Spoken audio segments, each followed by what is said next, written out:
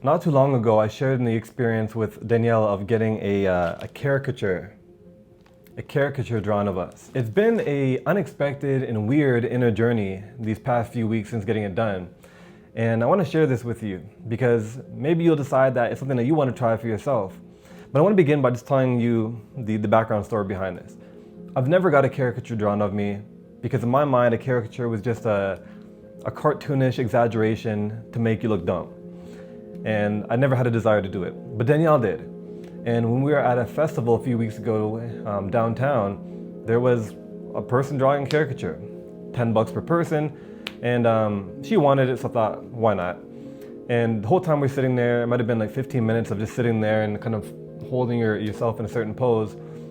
And by the end of it, when he's asking us if we're ready to see it, I was unenthusiastic about the idea, but I'm like, yeah, of course, like let's see it.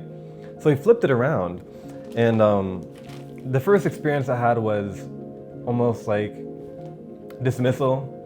That doesn't look like me. It looks ridiculous. My eyes don't look like that. My nose don't look like that. My beard doesn't look like that. All these things are going through my head. I'm just like, all right, cool, great, thanks. I expected we would maybe take it home, throw it somewhere for a week, and then get rid of it. And but we ended up putting it on our fridge. And I think me and Danielle both experienced the same hesitation to it. We talked about it. We talked about our feelings about it, and just how it made us feel on the inside. And because for me, I thought like my nose doesn't look like that. My head doesn't look like that. My eyes don't look like that. And there's a lot of resistance. And I think Danielle felt the same thing.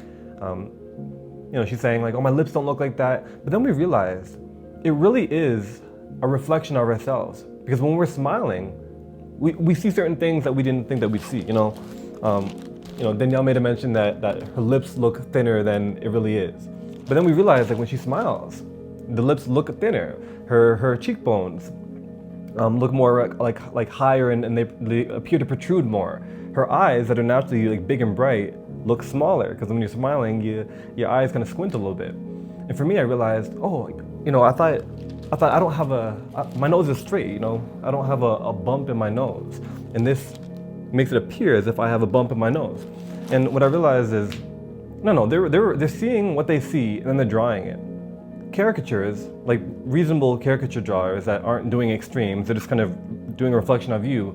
They're not trying to make you look better than you look. They're not trying to make you look worse than you look. They're just drawing you.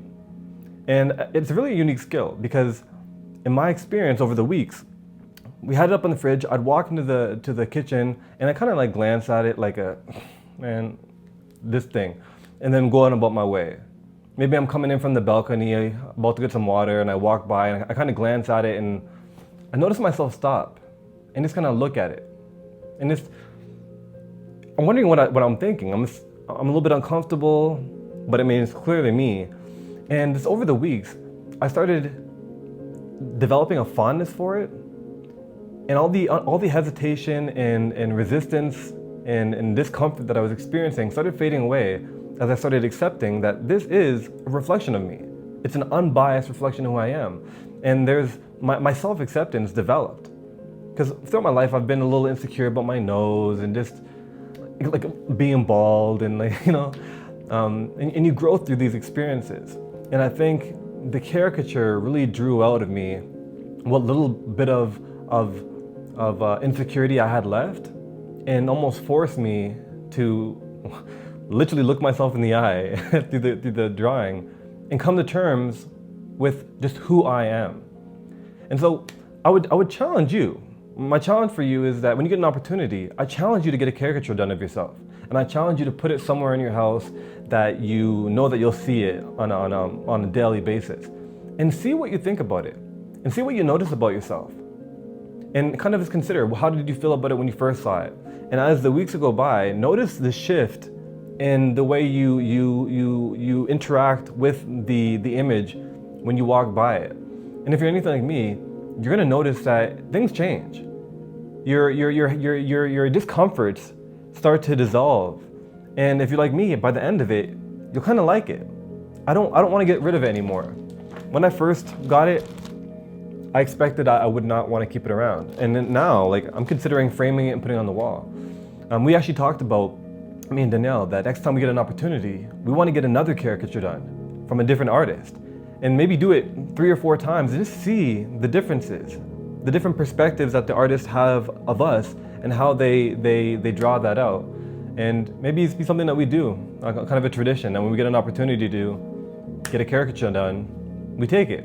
And it's gonna see how our feelings with it and our self-perception and the way we interact and accept ourselves develops over time. And so I challenge you to do the same thing.